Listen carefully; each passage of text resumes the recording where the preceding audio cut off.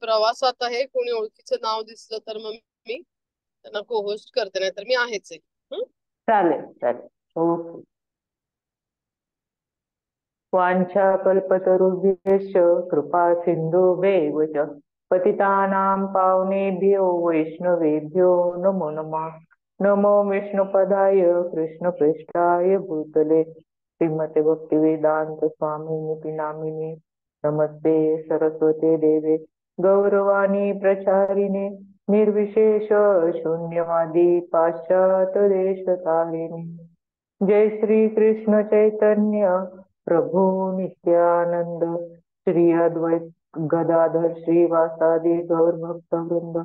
हरे कृष्ण कृष्ण कृष्ण हरे हरे, हरे राम राम राम हरे हरे. सर्व वैष्णवींना माझा प्रणाम.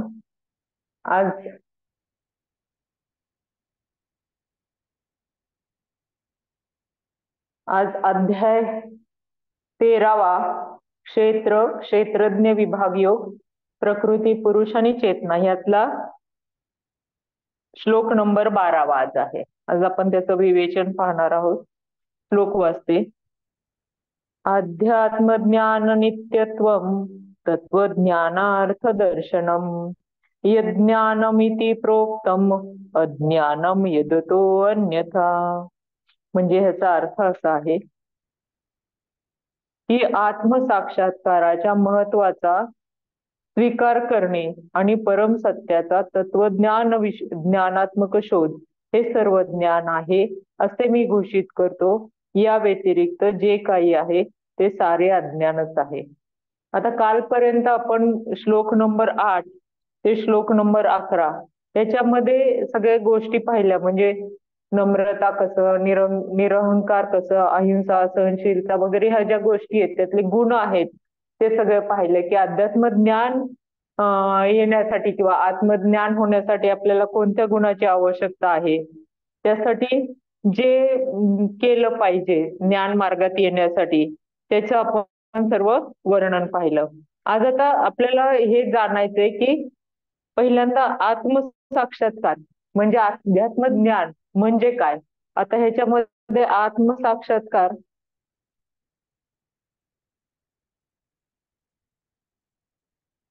आपण जेव्हा भक्तीचा विचार करतो तेव्हा मनुष्याने आत्मा आणि आपल्याला परमात्मा नेहमी आपण दोन गोष्टी ऐकत असतो. आत्मा हा माझा आत्मा भुकेलाय, माझा आत्मा असा आहे, सहज माणूस म्हणून जातो. माझ्या आत्म्याला लय त्रास होतो. आणि परमात्मा, देवाला परमात्मा म्हणतो आपण, परमात्म्याला काय असं. म्हणजे ह्याचा विचार आपण केला पाहिजे. म्हणजे थोडक्यात आपण जे म्हणतो त्याच्यामध्ये आत्मा म्हणजे माझ्या आतमध्ये असणारा जीवात्मा आणि परमात्मा म्हणजे परम श्रेष्ठ जो कोणी आहे आत्मा तो परमात्मा. म्हणजे जीव आणि परमात्मा एकच असू शकत नाही. नाहीतर लोक कसे म्हणतात की आपला आत्मा परमात्म्यात जाऊन मिळतो. तसं असतं तर मग ह्याच्यातच सांगितलं असतं ना. मग ते जीवात्मा वेगळं झालं, परमात्मा वेगळं झालं. मग आपण स्वतःला अशी लोक आहेत की मी परमात्मा आहे, मी देव आहे, मी असं म्हणून घेणारे असतात ना. पण ते सगळं दांभिक आहे, सगळं भ्रम आहे तो. तर त्याच्यामध्ये आपल्याला लक्षात घेतलं पाहिजे की आपण आपल्या शरीरात जो असतो तो त्या परमात्म्याचा एक छोटा अंश जीवात्मा असतो. आणि परमात्मा म्हणजे श्रेष्ठ कोणीतरी जो काही नियंत्रित करतो तो. त्याच्यामुळे जीव आणि परमात्मा हे एक असू शकत नाही. तर जीवात्म्याने परमात्म्याची करायची जी सेवा असते, शाश्वत सेवा, नित्य सेवा आहे, त्याला भक्तियोग म्हणतात. म्हणजे आपण परमात्म्याची जी सेवा करायची, जी शाश्वत म्हणजे नित्य भक्ती करणे, त्याला भक्तियोग असं म्हटलं जातं. आणि भक्तियोग हा शाश्वत आहे. म्हणून मनुष्याने या तत्वामध्ये दृढ निश्चयी असले पाहिजे. कोणत्या तत्वामध्ये, तर भक्तीच्या तत्वामध्ये व्यक्तीने दृढ निश्चय असले पाहिजे ह्या भक्ती योगामध्ये. म्हणून तर साधे साधं आहे की आता आषाढी वारी चालू झाली. म्हणजे आषाढ म्हणलं की आपल्याला महाराष्ट्रातले संत आणि वारी ह्यांच्याशिवाय आपल्याला काही सुचत नाही. एवढी लाखो लोक जात असतात आणि आपण त्यांचं जर ऐकलं तर त्यांचं ते सगळं चिंतन, परवाच गेली तर तुकाराम महाराजांची आपली इस्कॉनची वारी, त्याच्यामुळे आपण सगळं अनुभवलंय थोडक्यामध्ये. तेव्हा संत नरहरी सोनार म्हणतात, काय तुझी थोरी वर्णो मी पामर. मी म्हणजे अगदी शुद्र आहे. आपण भगवान परमात्म्याला म्हणतात ते, काय तुझी थोरवी मी वर्णो, कोसी दया कर कृपानिधी. हे कसं आहे, कृपानिधी आहे, दयावान कृपानिधी आहेत परमात्मा. म्हणजे तुझं सरशी दया नाही अनेकाची, म्हणजे तुझ्यासारखी दया आणखी कोणाकडे नाहीये. असं असे ऋषिकेशी नवल एक. असं ऋषिकेश, आपण किती शब्द भगवंतांना पाहिलेले आहेत मागं, त्यातलं एक नवल एक आहे. जन हो जोडा, सॉरी, जन हो जोडी करा नाम कंठी धरा. म्हणजे काय करायचं की हात जोडायचा आणि नाम काय करायचं, कंठामध्ये धरायचं. कंठा म्हणजे सतत नामस्मरण घ्यायचं, जे आपण आता वारीमध्ये अनुभवलंय ते. नरदेही जेणे चुके फेरा गर्भवासी. हे सतत केल्याने, हात जोडून प्रार्थना केल्याने, सतत नाम कंठात धरल्याने आपलं काय होतं, तर गर्भवासी म्हणजे पुन्हा पुन्हा जन्माला येणं, मृत्यू होणं, हे गर्भवास आपला संपून जातो, असं संत नरहरी सोनार म्हणतायत. नरदेही साधन समता भाव भक्ती. या देहामध्ये आपल्याकडे एकच साधन आहे, दुसरं काही साधन नाही. या देहामध्ये आपल्याला खूप असेल, गाडी आहे, घोडे आहे, अमकं आहे, तमकं आहे, पण त्याच्यातून भक्ती नाही मिळणं, त्याच्यातून आपण परमात्म्याची प्राप्ती निश्चित करू शकत नाही. कारण की एवढं जर गाडी घोडा असेल आणि त्यांनी परमात्म्याची प्राप्ती जर करत असेल, तर कितीतरी श्रीमंत लोकांनी लगेचच परमात्म्याची प्राप्ती केली असते. पण तसं नाहीये. नरदेही साधन समता भाव भक्ती एकच आहे. भक्ती हीच नरदेहामध्ये आलेलं साधन आहे, आपल्याला मिळालेलं साधन आहे.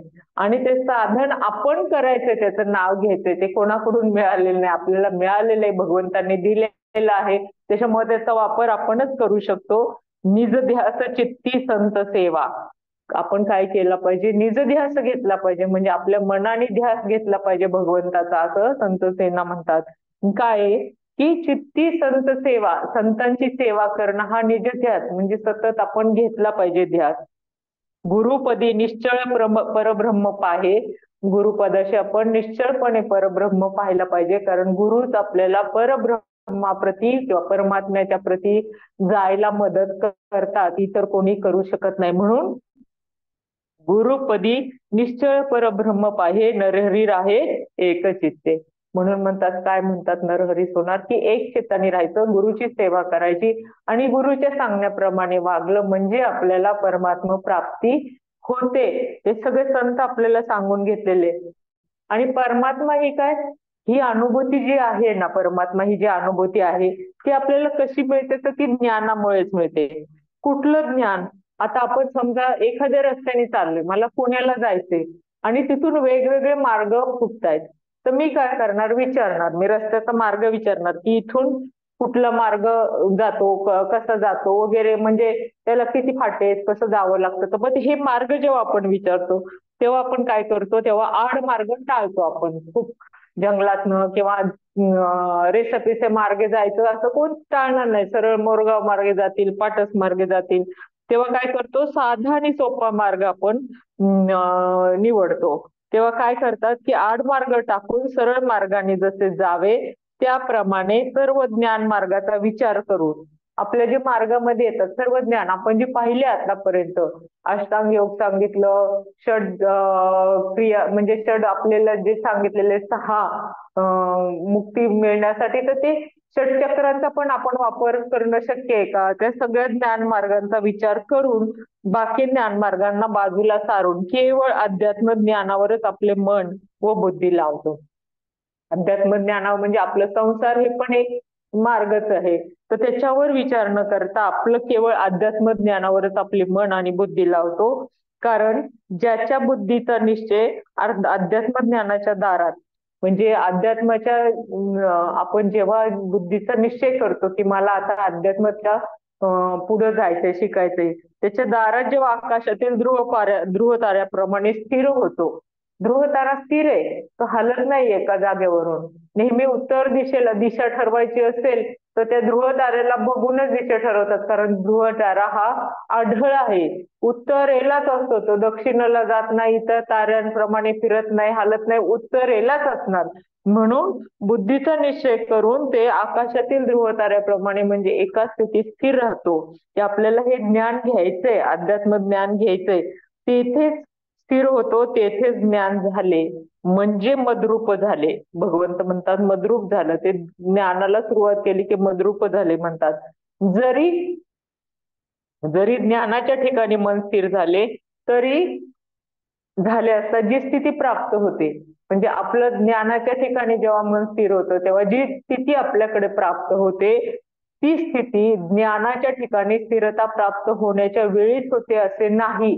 म्हणजे तेव्हाच होते असं नाही तर ती अगोदर पण तरी पण ज्ञानाची आणि त्या ठिकाणी मन स्थिर होण्यास प्रारंभ झालेल्यांची योग्यता सारखीच असेल. म्हणजे असं नाही की एखादा खूप मोठा योगी आहे आणि आपण थोडं कमी आहे, पण आपली स्थिती जेव्हा प्राप्त होते आणि ते योग्य येते तर ते दोन्ही आपण एकाच ठिकाणी असतो. कारण वास्तविक ज्ञान जर आपल्याला मिळालं, वास्तविक ज्ञान जर सफल झालं, तर जर आपली ज्ञेयावर दृष्टी नसेल, म्हणजे काय आपलं ज्ञान? भगवंतांच्या सेवेला जाणं, भगवंतांच्याशी एकरूप होणं, नाही तर भगवंतांच्या सेवेला, भगवंतांचे दास दासानुदासी आपण म्हणतो सतत, तर त्या भगवंतांच्या सेवेत जाणं हे ध्येय असलं पाहिजे. आणि त्याच्यावर जर दृष्टी नसेल तर ते ज्ञान झालेच नाही असाच त्याचा अर्थ होतो. मग आपण दुसरं काहीतरी आपण म्हणतो नाही नाही आम्ही त्या ह्याच्यामध्ये प्रकाशामध्ये विलीन होणार, तर ती भगवंतांची आभा येतो प्रकाशमध्ये. म्हणजे आपण तिथून पुन्हा खालीच येणार आहे काही काळानंतर. नाही मी स्वर्गात जाणार, मी चंद्रलोकावर जाणार. आपण आतापर्यंत पाहिले की जरी कोणत्याही लोकांवर गेलं तरी वास्तविक ज्ञान काय आहे? परमात्म्याची सेवा करणे. म्हणून काय करायला की अशा वेळी जरी ज्ञान झालं त्याची जर आपण वेगळ्या दिशेने आपण गेलो, त्याचा उपयोग व्यवस्थित झाला नाही तर चौथा माळी म्हणजे तेव्हा आंधळ्याच्या हाती दिवा दिल्यासारखं आहे. आंधळ्याला काय दिसतं तेव्हा त्याच्या हाती दिवा देऊन त्याला मार्गक्रमण करायचं, ती अवस्था आपली होते. त्याच्यामुळे ज्ञान काय, ज्ञेय काय हे आपल्याला माहित पाहिजे, तरच आपण तिथपर्यंत पोहोचू शकू. अन्यथा आपली अवस्था बिकट होऊन जाते. म्हणूनच सावता माळी महाराज म्हणतात, नामाची बळी न भिवू सर्वता. कशाला घाबरायचं? नाम सतत घ्यायचं, नामाची बळे न भिवू सर्वथा, कधी घाबरणार नाही. कली काळाच्या माथा सोटे मारू. कलिकाळ इतका इतका आता आम्ही पाहतोय की काय काय चाललंय जगामध्ये, जे जे रोज ऐकावं ते नवीन नवीनच गोष्टी, आणि तिथं कोणाला भीती नाही राहिलेलं. तर हे काय म्हणतायत आपल्याला सर्व संत आपले की त्या कलिकाळातल्या ह्या सगळ्या गोष्टींसाठी आपण काय करू? सोटे मारू त्या गोष्टींना. वैकुंठीचा देव आणू या कीर्तनी. भगवंतांना आपल्या कीर्तनात आणायचं, म्हणजे आपल्या जीवनाशी आपण आपल्या जीवनात आणायचं त्यांना. थोडक्यामध्ये विठ्ठल गाऊनी नाचो रंगी, विठ्ठल गाऊनी नाचो रंगी. जे आज सगळे लाखो वारकरी करतायत की त्यांचं नाव घेऊन तो कसा आहे, सुखाचा सोहळा करुणी दिवाळी. दिवाळीपेक्षा मोठा सोहळा आहे हा. इतके लाखो लोक आले, दिवाळीत सुद्धा आपण आपल्या घरातनं फटाके उडवतो, पण हे लाखोंच्या संख्येने करोडोंच्या संख्येने निघालेत वेड्यासारखी भगवंतांच्याकडे सगळे लोक. काय काय म्हणतात की विठ्ठल विठ्ठल विठ्ठल, ज्ञानबा तुकाराम ज्ञानबा तुकाराम, हे करत नुसत्या भावभक्तीचा तिथे सगळं हे माजलेलं आहे नुसता. आणि त्या ठिकाणी ही लोक नाचतायत म्हणून ते काय म्हणतात, विठ्ठल गाऊनी नाचून ही सुखाचा सोहळा करूने दिवाळी. हा सोहळा आहे तो दिवाळीच्या पेक्षा श्रेष्ठ आहे. प्रेमे वनमाळी चित्ती धरू. त्या वनमाळीला आपण प्रेमाने चित्ती मनामध्ये धरायचं. सावता म्हणे भक्ती मार्ग धरा. सावता महाराज म्हणतात असा भक्ती मार्ग धरा, तेने भक्तीद्वारा ओळंगती.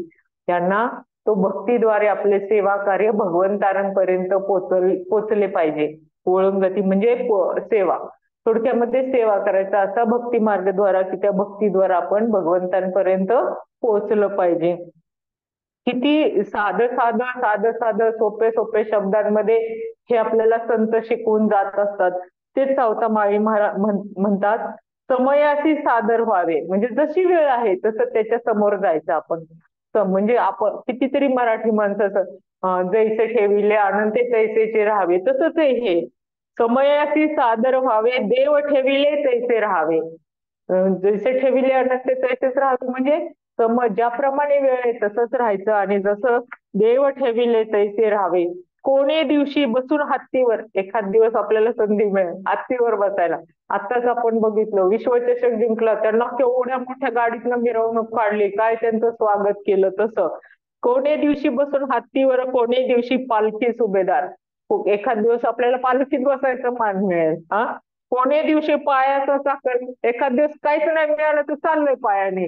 आपण आता गेलो केदारनाथांना, चाललो पायाने. हा, पायाचा चाकर चालून जावे, पायाने वर चढत गेलो. ना पालखी ना घोडा, चाललो पायाने. हा, कोणे दिवशी बसून याची मन.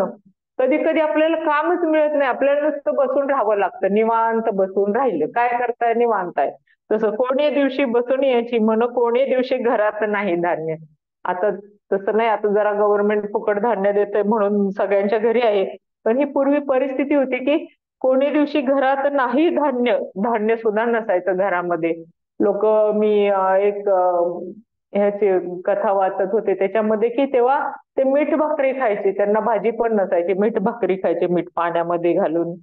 तर दिवशी कोणे दिवशी द्रव्यांचे साठवण कोठे साठवावे.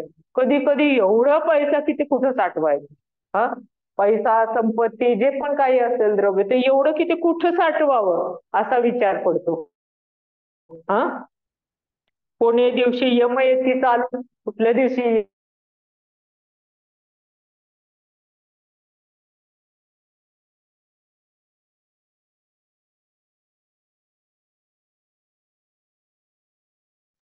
आणि कोणाच्या अंगावरून नेली, काय तर गेलं, ते कितीतरी आपण ऐकतो. त्याच्यामुळे कुठल्या दिवशी आपली प्राणज्योत मालवेल ते आपल्याला सांगता येत नाही. म्हणून कोणे दिवशी यम येती चालून, कोणे दिवशी प्राण जाती घेऊन. आपला प्राण केव्हाही जाऊ शकतो, आपल्यालाही माहिती नाहीये की आपला शेवट कधी आहे.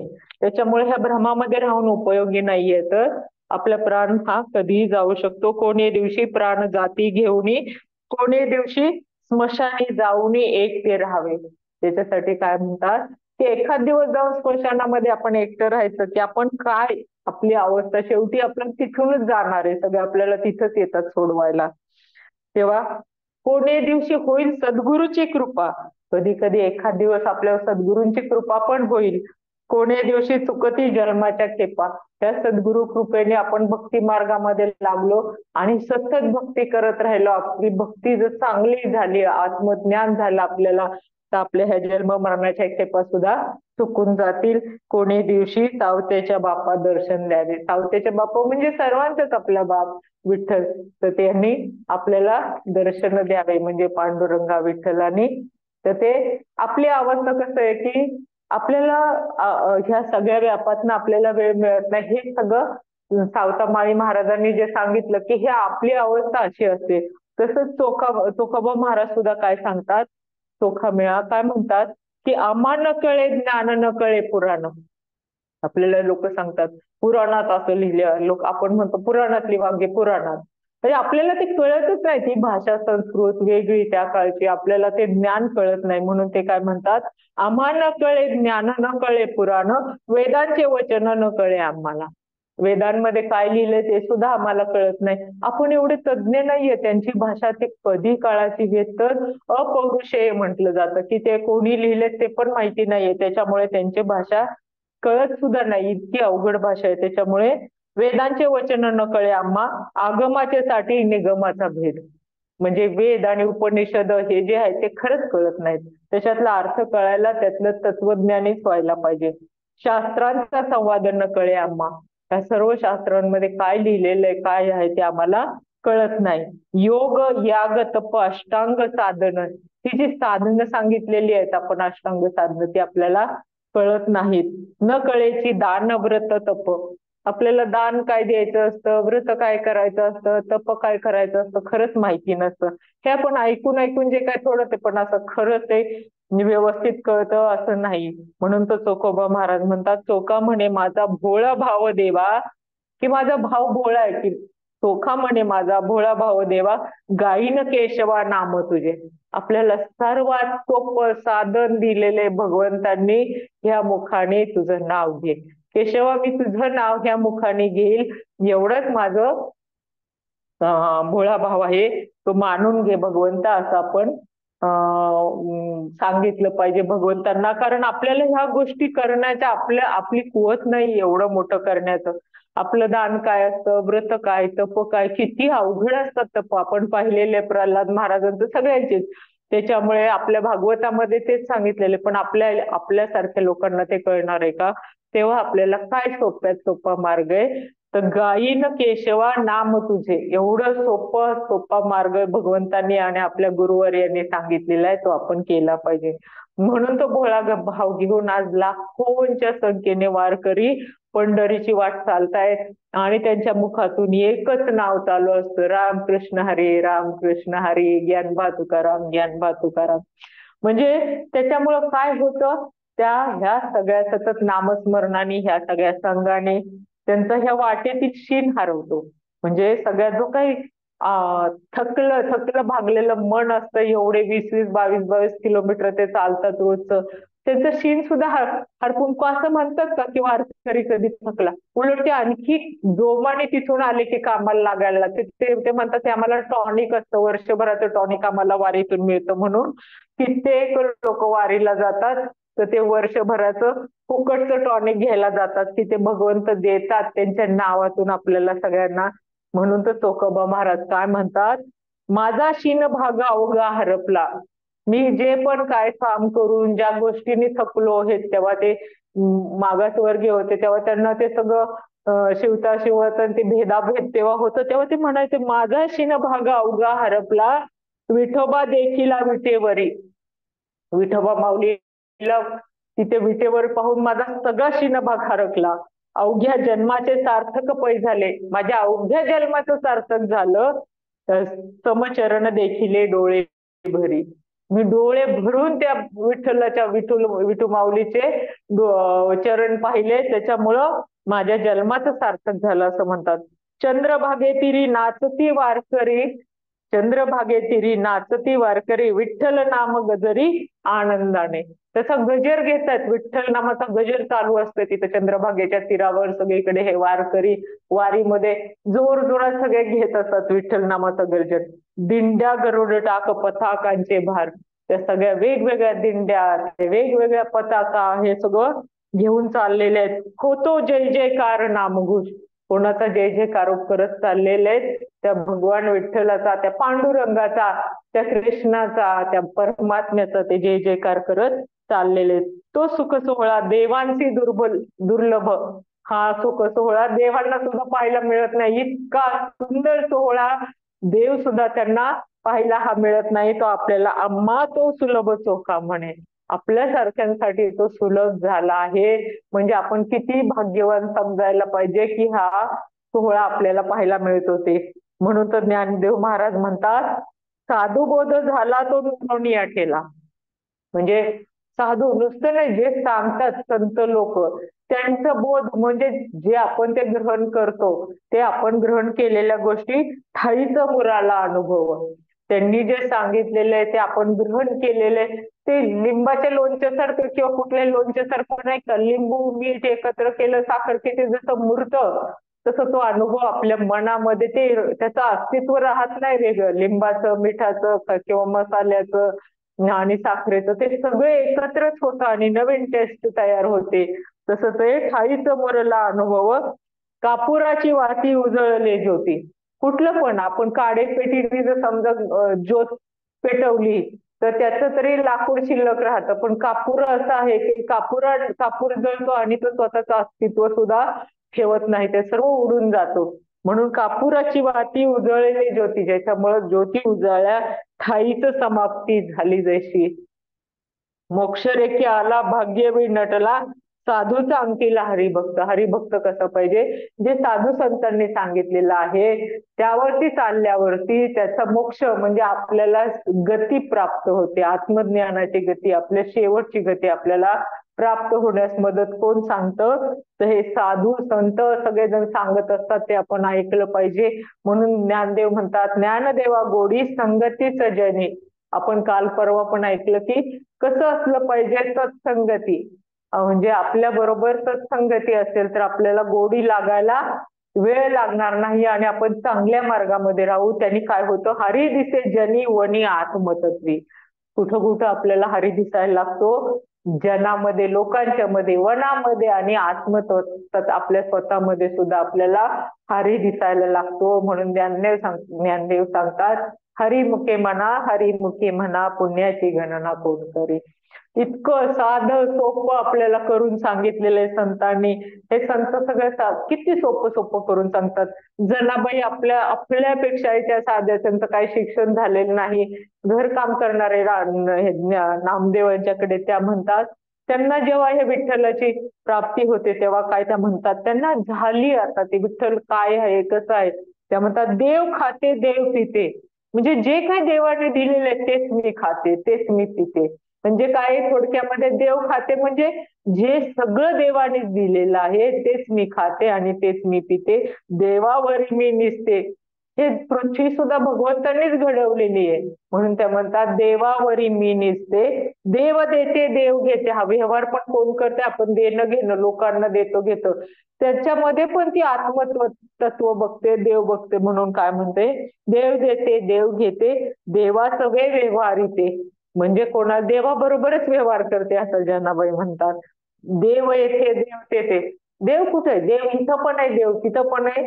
देवाविन नाही रीते, काहीच देवापेक्षा वेगळं नाहीये, कुठलाच भाग देवापेक्षा वेगळा नाही. सगळीकडे चराचरात देव भरून पावलेला आहे.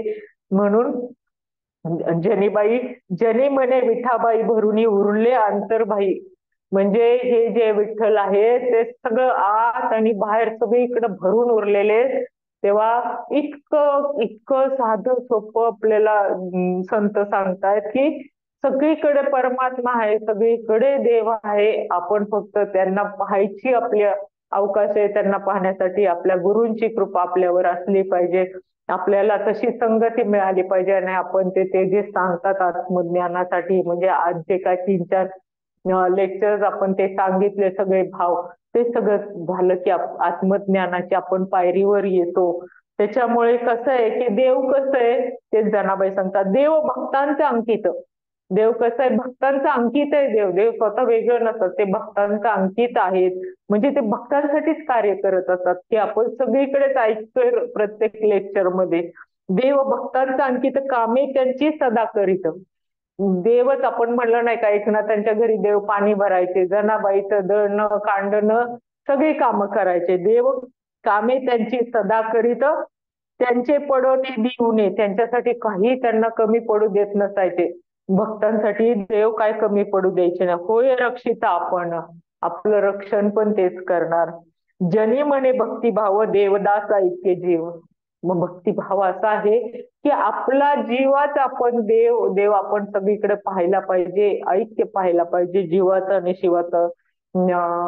शिवाचं एकत्व पाहायला पाहिजे. जीव आणि परमात्मा हे पाहता आलं पाहिजे. झाडलोट करी जनी केर भरी चक्र पाणी. जनाबाई म्हणतात, मी झाडलोट करते पण केर कोण भरतोय तर चक्र पाणी, स्वतः चक्र पाणी घेऊन केर भरतायत. पाठी घेऊन या शिरी, नेऊन या टाकी दुरी. म्हणजे त्यांनी काय जे झाडलोट करून कचरा गोळा केलेला आहे त्या पाठीमध्ये भरून ते भगवंतच नेऊन टाकतात, दूर लांब नेऊन टाकतायत त्यांचा तो कचरा. ऐसा भक्तासी भुलला नीच कामे करू लागला. ऐसा देव भक्ताला भुलला आणि भक्तासाठी सगळी नीच कामे सुद्धा करू लागला. जनी म्हणे विठोबाला काय उतराय हो तुला. म्हणजे त्या म्हणतात, विठोबाला माझी एवढी सगळी कामं तू करतो, काय तुला उतराई हो मी. म्हणजे इतकं सुंदर त्यांनी सांगितलेलं आहे की आपण कुठे कुठे भगवंतांना पाहू शकतो. आपल्याला ते आत्मज्ञान यायला वेळ लागेल, आपण आपल्या संसारात अडकलेलो आहे, पण ह्यातूनही थोडा वेळ काढून आपल्याला जे आपले गुरु महाराज सांगतात की दररोज नाम जप करा, तेवढं तरी किमान केलं पाहिजे. बाकी नाही केलं तरी लक्ष देऊन नाम जप करता आलं पाहिजे. हे श्रीमद भागवतात 1.2.11 मध्ये सांगितलेले की हे आत्मज्ञान केव्हा होते, तर ते आत्मज्ञान प्रभुपाद सांगतात, परम सत्याचा ब्रह्म, परमात्मा आणि भगवान या तीन निरनिराळ्या स्वरूपांमध्ये साक्षात्कार होतो. आपल्याला 3 निरनिराळ्या स्वरूपात ब्रह्म, परमात्मा आणि भगवान या 3 साक्षात्कार होतो. परम सत्याच्या साक्षात्कारातील भगवान साक्षात्कार ही अंतिम पायरी आहे. अंतिम पायरी आहे. यास्तव मनुष्याने भगवत ज्ञानाप्रत उन्नती करावी, म्हणून आपण भगवंताचे ज्ञान होण्यापर्यंत आपण तेवढी भक्ती करावी आणि भगवत भक्तीमध्ये संलग्न व्हावे, हीच ज्ञानाची परमावधी आहे. भगवत भक्तीमध्ये संलग्न व्हावी ही ज्ञानाची परमावधी म्हणजे श्रेष्ठ अवधी आहे. ती कशामुळे मिळते आपल्याला? ही ज्ञानाची परमावधी कशामुळे मिळते? तर विनम्रतेपासून ते परम सत्याचा भगवान स्वरूपाच्या साक्षात्कारापर्यंतचा हा मार्ग.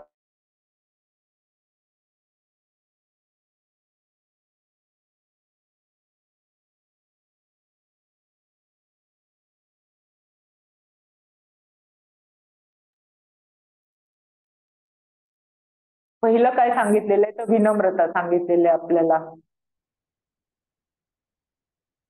त्याच्यामुळे ते विनम्रतेपासून ते परम सत्याच्या भगवान स्वरूपाच्या साक्षात्कारापर्यंतचा हा मार्ग कसा सुरू होतो? तळ मजल्यापासून ते थेट सर्वात वरच्या मजल्यापर्यंत जाण्याकरता केलेली लिफ्ट आहे. लिफ्ट ही आपल्यासाठी तयार केलेली. जर तुम्ही दुसऱ्या, तिसऱ्या, चौथ्या मजल्यावर गेलात तरी त्याचा उपयोग नाही जोपर्यंत मनुष्य कृष्ण तत्वरूपी सर्वात वरच्या मजल्यावर पोहोचत नाही. कृष्ण तत्वरूपी सर्वात वरच्यावर मोजल्यावर तोपर्यंत तो ज्ञानाच्या खालच्याच पायरीवर असतो. म्हणजे जरी आपण दुसऱ्या मजल्यावर असलो तरी तळ मजल्यावर असल्यासारखंच आहे. चौथ्या मजल्यावर असलो तरी जोपर्यंत आपण शेवटच्या मजल्यापर्यंत जात नाही तोपर्यंत आपण खालच्याच पायरीवर आहे असं भगवंत आपले प्रभुपाद सांगतायत. आणि जर मनुष्याला आध्यात्मिक प्रगती करायची असेल तर नम्रते विना वास्तविक जाणणे शक्य नाही. म्हणून अज्ञानिक आपल्याला जर आध्यात्मिक प्रगती करायची असेल तर नम्रता हा सगळ्यात आणि सगळ्यात मोठा गुण आपल्या जवळ पाहिजे. म्हणून ज्ञानाचा प्रारंभ अमानित्व किंवा विनम्रतेपासून सुरुवात होतो. जसं हे प्रभुपाद सांगतायत आपल्याला. म्हणजे सगळ्यात पहिला गुण काय आपल्यामध्ये पाहिजे? तर विनम्रता पाहिजे. मनुष्याने विनम्र असले पाहिजे. आपण भगवंतांच्या अधीन आहोत हे जाणले पाहिजे. भगवंताशी विद्रोह केल्याने मनुष्य मायेच्या अधीन होतो. आपण जर भगवंतांच्या विरोधी गेलं तर आपण मायेच्या अधीन होऊ, आपण भगवंतांना पाहू शकणार नाही. त्याने विद्रोह केल्याने अधीन होतो. त्याने हे सत्य जाणून त्यावर दृढ विश्वास ठेवला पाहिजे. म्हणून भगवंतांच्यावर विश्वास दृढ ठेवला पाहिजे. म्हणून तर राधानाथ स्वामी महाराजांच्या प्रत्येक लेक्चरमध्ये त्यांनी प्रत्येक लेक्चरमध्ये मी ऐकलेलं आहे चैतन्य महाप्रभूंनी सांगितलेली जी शिक्षास्तक आहेत त्यातलं तृणादपि सुनीचेन तरोरपि सहिष्णुना अमानिना मानदेन कीर्तनीय सदा हरी. ते प्रत्येक लेक्चरमध्ये महाराज सांगत असतात. म्हणजे काय त्याचा अर्थ? मनुष्याने स्वतःला गवताच्या पात्याहूनही हीन समजावे. म्हणजे की किती आपण हीन समजावं तर गवताच्या पात्याहूनही हीन समजावे. किंवा मनाच्या अशा नम्र अवस्थेत पवित्र भगवान नामाचे कीर्तन करावे. त्याने मानाची अपेक्षा न ठेवता आपल्याला असतं ते लगेच जात नाही. मान अपमान सगळंच आपल्याला एकदम येतं. हळूहळू ते सतत नामस्मरणाने कमी होतं. असं जेव्हा गुरु महाराज सांगतात तेव्हा आपण त्यांच्यावर विश्वास ठेवला पाहिजे आणि ते सतत केलं पाहिजे. आपल्याला ते कधी होईल ते पण कळणार नाही. आपल्याकडे सगळं आपण सर्वसामान्य लोक आहे. आपण काय संत तत्वाला साधू तत्वाला पोचलेले लोक नाही. आपला प्रयत्न करणं आपल्या हातात आहे. म्हणून तर ते काय म्हणतात भगवान नामाचं सतत कीर्तन करावे. त्यामुळे कोणतीही अहंभाव न बाळगता एखाद्या वृक्षाप्रमाणे सहनशील असावे.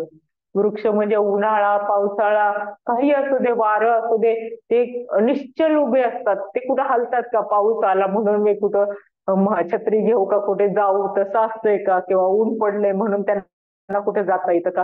तिथे निश्चल असतात एका ठिकाणी. म्हणून ते म्हणतात सहनशील असावे आणि इतरांना सर्व प्रकारे मान देण्यास तत्पर असावे. आपल्याला मान सर्वांचीच अवस्था माझी पण तीच आहे. आपल्याला मान पाहिजे असतो पण आपण इतरांना पण द्यायला शिकलं पाहिजे असं ह्याच्यात सांगितलंय शिक्षास्तकामध्ये. मनाच्या अशा अवस्थेत मनुष्य अखंड हरी कीर्तन करू शकतो. जेव्हा आपण ह्या मनाच्या ह्या अवस्थेला येतो तेव्हा आपण अखंड हरी कीर्तन करू शकतो. हे तुकाराम महाराज पण सांगतात. नीचपण बरवे देवा न चाले कोणाचाही दावा किंवा हेवा. महापुरे झाडे जाती तेथे लवाळ हे वाचती.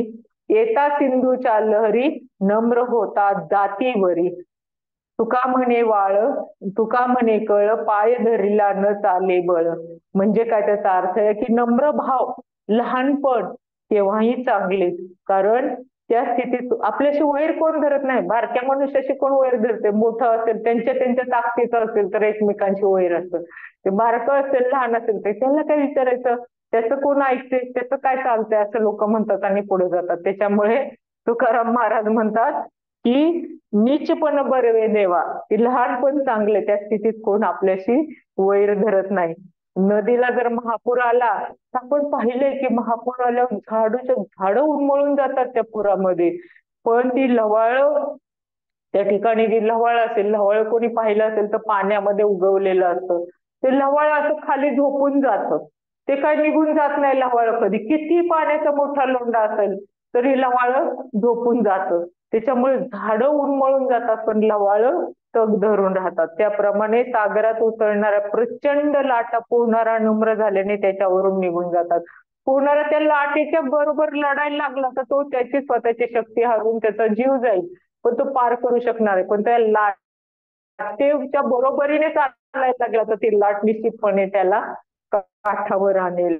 म्हणून तुकाराम महाराज म्हणतात, बलवानाच्या सर्व अवयवात, बलवान म्हणजे ही ताकद जी असते ज्यांच्या पैलवान, त्यांच्या सर्व अवयवात सामान्य असणाऱ्या पायास नम्र होऊन मिठी मारल्यास, म्हणजे जसं किती मोठा पैलवान असेल त्याच्या पायाला जर मिठी मारली तर त्याला तेवढं वागता पण येत नाही. कारण ते वरती शरीर पुष्ट झालेलं असतं, खाली त्याला वागताना त्रास होतो.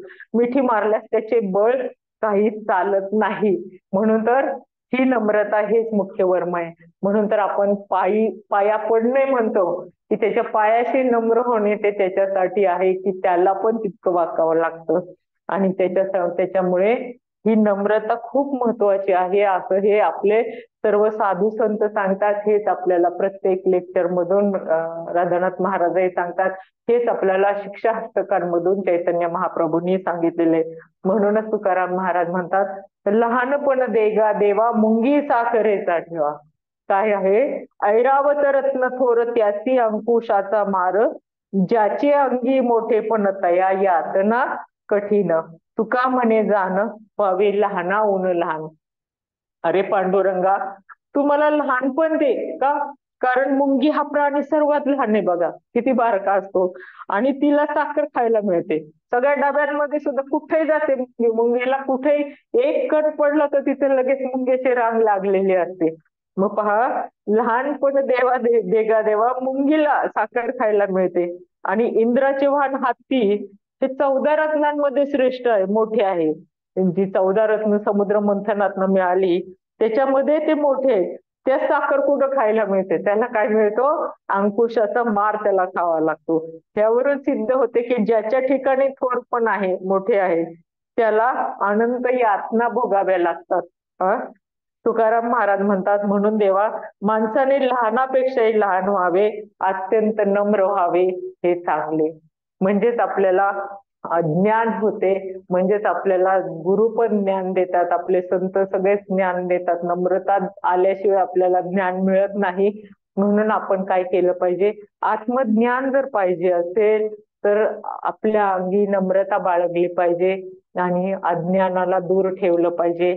हे या श्लोकातून मला समजलेलं मी आपल्यापर्यंत पोचवायचा प्रयत्न करते. यातलं जे काही चुकलेलं असेल ते माझं समजावं, बाकी चुकलं तर मला माफ करा. कोणाला काही शंका असेल, कोणाला काही याच्यामध्ये सांगायचं असेल, आपल्या भावना व्यक्त करायच्या असतील तर निश्चितपणे आपण करू शकता. मी कुवतीप्रमाणे ह्याचं विवेचन करण्याचा प्रयत्न केला. आपण आणखी ह्याच्यामध्ये भर घालावी. धन्यवाद. हरी बोल. हरी बोल. हरी बोल.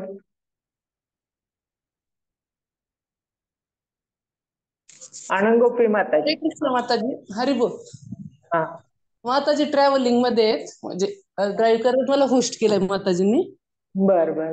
हो हो माताजी, खूप छान लेक्चर झालं. संतवाणीच्या माध्यमातून खूप छान सांगितलं तुम्ही. थँक्यू. थँक्यू.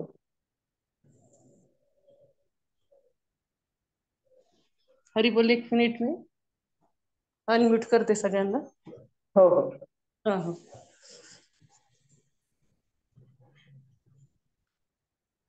अनम्यूट कर, अनम्यूट कर. हरे कृष्णा ठाकूर माताजी.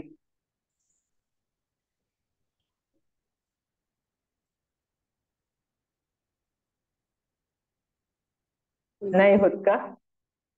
एक मिनिट. अनम्यूट कर. सेटिंग्स मध्ये जायचं. Unmute unmute.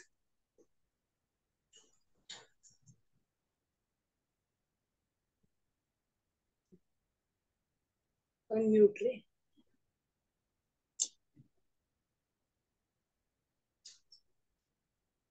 असं दे, नसेल होत तर राहू दे माताजी. थांबा एक मिनिट. नाही होत नाही वाटतं ते. असं आहे ना, ते आपल्याला नाही करतायत बहुधा. नाही ते होत असतं बरं का.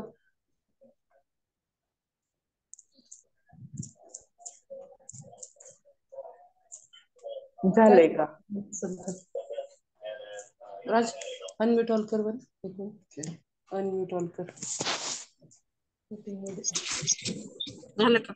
ना हरे कृष्णा. दंडवत प्रणाम माताजी. खूप कृष्ण छान दंडवत. मधली गाथा आम्हाला ऐकायला मिळाली. खूप छान वाटलं. स्पेशली जनाबाईंचं जे गोड वर्णन होतं की भगवंत कसल्या प्रकारच्या सेवा भक्तांसाठी करू शकतात. म्हणजे सेवाभाव त्यांच्याकडनं आपण जे म्हणतो ना, स्वामी असून सुद्धा सेवकाच्या रूपामध्ये ते भगवंत भक्तांचे आदान प्रदान करतात. खूप स्वीट होता आजचा. आणि विशेषतः या आषाढी एकादशीच्या पंढरपूरच्या वारीमध्ये सहभागी झाल्यासारखा अनुभव तुम्ही आज दिला. खूप खूप धन्यवाद माताजी. धन्यवाद. खूप छान. हरी बोल. हरे कृष्णा. दंडवत प्रणाम माताजी. खूप हरे छान. कृष्णा. खूप छान. धन्यवाद आज माताजी. आताच आम्ही ह्याच्यापर्यंत चालून आलोय, बरडपर्यंत. तर वारीचा तो आनंद तुमच्या ह्याच्यातनं पुन्हा एकदा अनुभवता आला. खूप छान. खूप छान वाटतं वारीत. हा, खूप छान. Thank you so much. Thank you. Thank you माताजी. भावी माताजी, थँक्यू.